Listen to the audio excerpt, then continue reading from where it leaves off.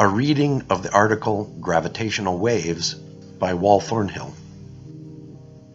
The science media circus is in full swing. The headlines shriek, quote, "Gravitational waves have been discovered. Einstein proved right again after 100 years." End quote. From an electric universe perspective, the irony is quite telling, since it shows the Einstein bandwagon careening off into a black hole of its own creation. Phys.org.com says, quote, "For the first time, scientists have observed ripples in the fabric of space-time called gravitational waves, arriving at Earth from a cataclysmic event in the distant universe.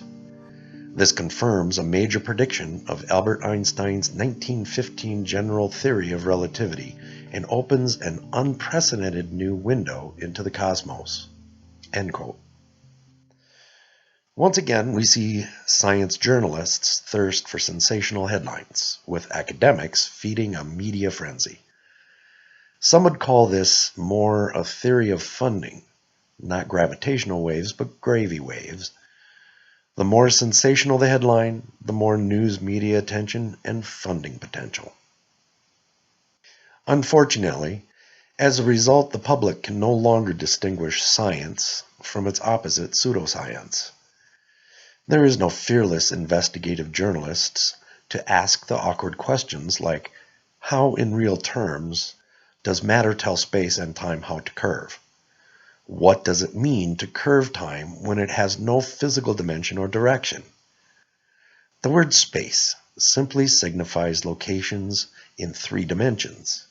So how can you weave a fabric of space-time out of non-physical concepts? The language is meaningless, used to impress rather than inform, and the scientists remain unaccountable to the tax-paying public. Some incredibly detailed claims are made to the effect that the signal originated in the last fraction of a second before the fusion of 2 black holes somewhere in the southern sky. It is said, based on computer modeling, that the black holes joined about 1.3 billion years ago, and their mass was 29 to 36 times greater than the Sun. None of these claims can be substantiated. A mathematical computer model is not real evidence for those claims. It isn't science. The image of Einstein, the embodiment of genius, in front of a blackboard where he had just scrawled R over IK equals 0 says it all. As Steve Carruthers has noted, that simple expression says there is no matter outside the black hole. By its own definition, a black hole exists in an empty universe. No partner to orbit it, no observer to witness it. The principle of superposition, that is, multiple bodies, in a flat Newtonian universe, does not apply in the asymptotically flat space of the fictitious black hole universe.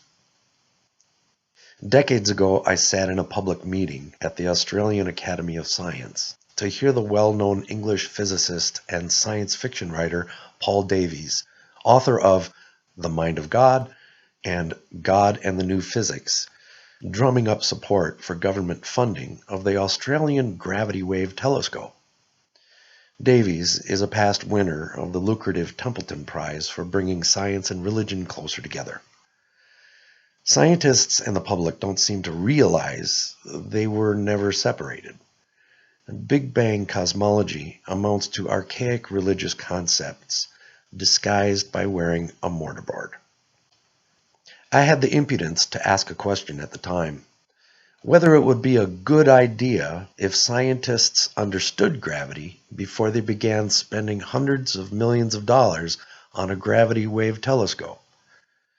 The Englishman Davies arrogantly dismissed my question by suggesting that my question was typical of the colonial cringe. But after $1 billion spent on the advanced version of the gravity wave telescope LIGO, the question appears to have been answered as I had anticipated. Einstein didn't understand gravity. What's more, it appears he didn't understand light either. At the Electric Universe 2015 conference, I presented the culmination of my research into gravity since the 1980s. My choice of title, The Long Path to Understanding Gravity, reflected the difficulty anyone faces attempting a paradigm shift. As the inspirational teacher Evan Camp said at an earlier Electric Universe conference, a journey in the wrong direction of 1 mile becomes a much harder journey of 2 miles to correct.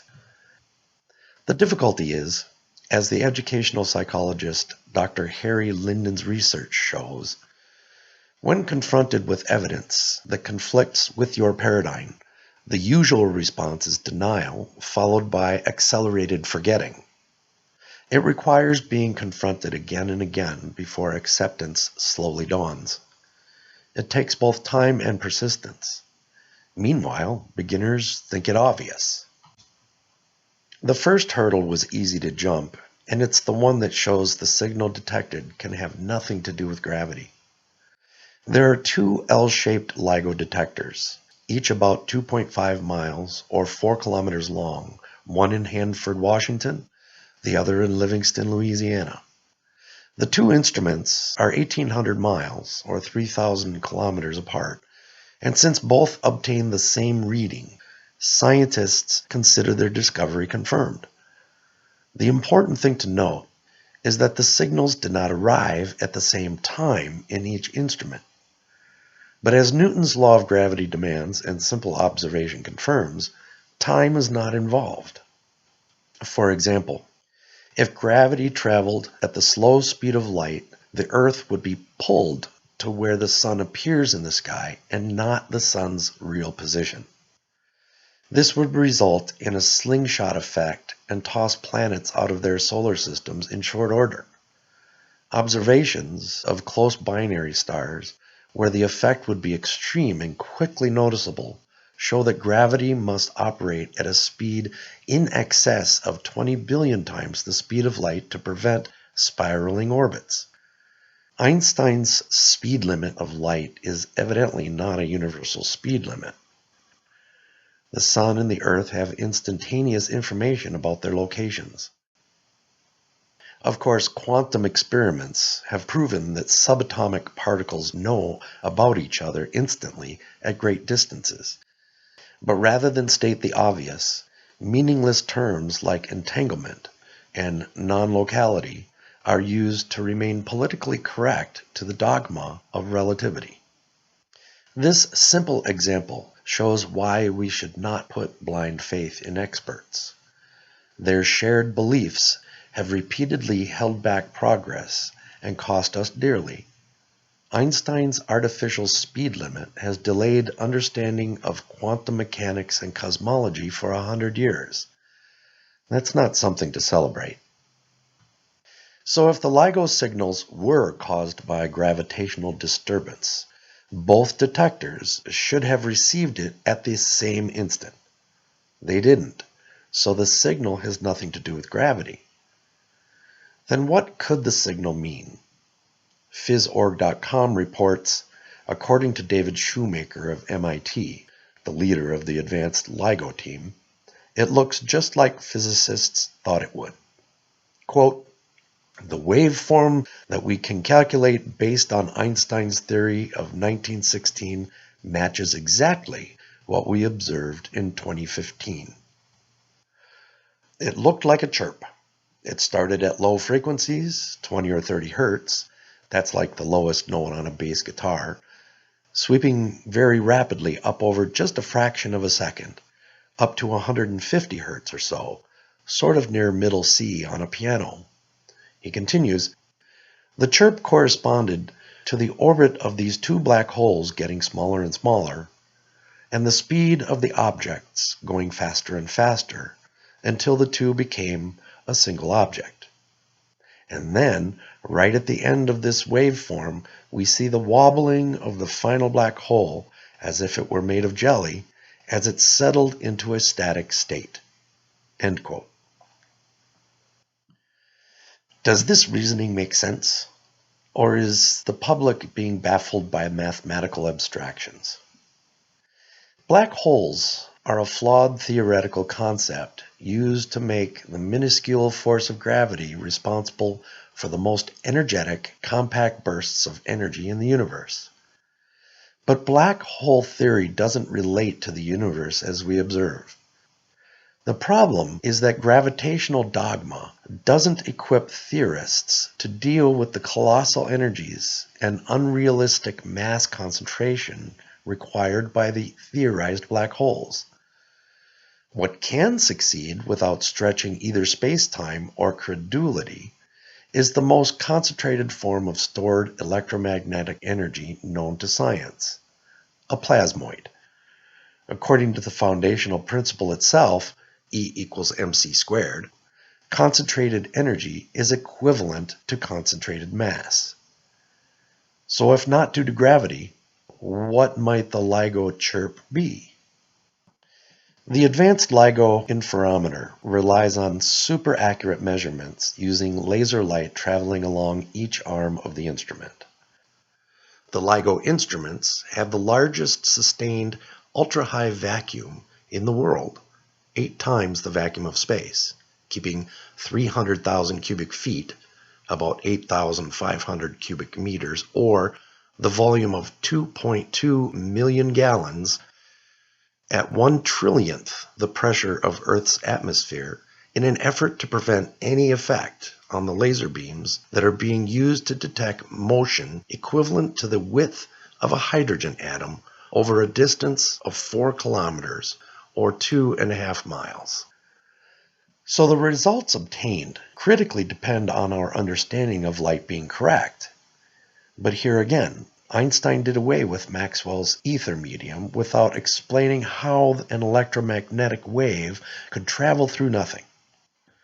You cannot wave nothing. It is remarkable that Einstein ignored the fact that a vacuum is known to have properties of a dielectric medium.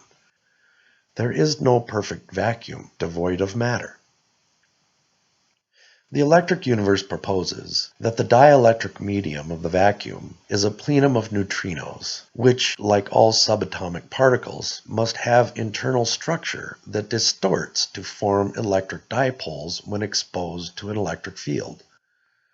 Of course, the designers of the experiment didn't consider that neutrinos occupy the space inside those 4-kilometer arms.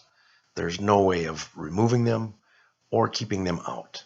They pass through the Earth as if it weren't there. Now, a linear chirp signal is well known to acoustic and radio engineers. It could signify a wave pattern imprinted at the source of the burst of neutrinos, or it could be due to a wave front moving at an angle across the boundary between 2 different media.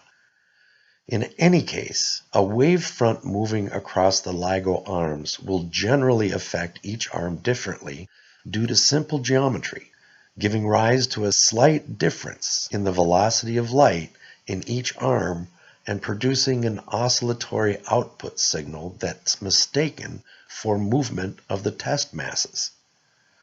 Whatever the answer, the result of the LIGO experiment have nothing to do with imagined gravitational waves. The heart of the issue here is that Einstein did not explain gravity. As many scientists are beginning to acknowledge, a new paradigm is now required by the sheer force of discovery. Looking back on his life at age 70, Einstein gave a clear evaluation of what he believed were his accomplishments. Quote, "You can imagine that I look back on my life's work with a calm satisfaction. But from nearby, it looks quite different. There's not a single concept of which I am convinced that it will stand firm, and I feel uncertain whether I am, in general, on the right track." End quote. This confession, in a personal letter to the Romanian philosopher and mathematician Maurice Solovine, dated 28th of March 1949, was not made public until many years after Einstein's passing. But rather than re-inspire critical thinking, today's worship of Einstein creates an unresolved enigma, 2 philosophically incompatible views of physics, quantum mechanics and relativity, standing side by side in scientific lectures as if such a horrific contradiction can be profitably overlooked. Einstein will continue to be proved right for another 100 years because when all the standards of physics, the observer and the observed, are relative and arbitrary, the theory is unfalsifiable. It's not science. Simplicity is the key to the electric universe, and perhaps a little humility wouldn't hurt either. Why not simply admit that we've hardly begun to solve the great mysteries of the universe and our own real place in it?